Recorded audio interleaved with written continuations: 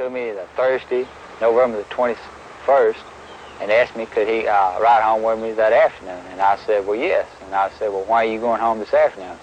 And he replied that he wanted to go home and pick up some curtain rods where he could put some curtains up in his apartment. Oswald got a lift to the school book depository that Friday morning from co-worker Frazier.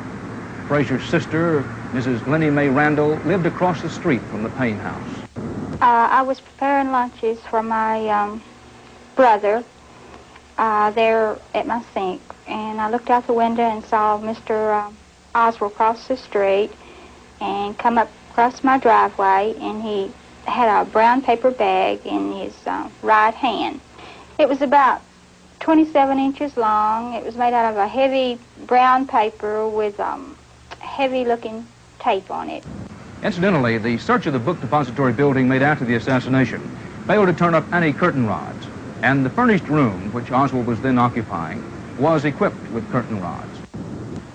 So Oswald made an uncharacteristic trip to the Payne home Thursday night, returning to the book depository the morning of the assassination with a heavy-looking package that could pass for curtain rods. Was it the rifle?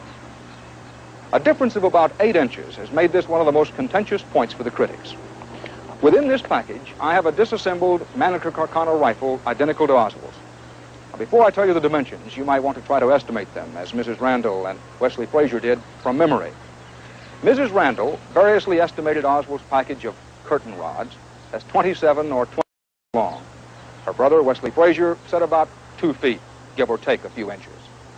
As a matter of fact, the disassembled Mannlicher is 34 8/10 inches long.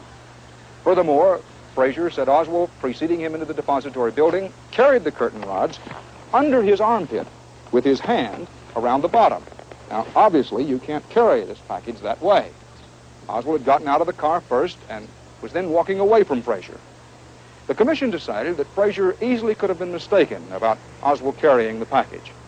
Now, you can decide whether Frazier, walking some 50 feet behind and in his own words not paying much attention, might have missed the few inches of the narrow end of such a package sticking up past Oswald's shoulder.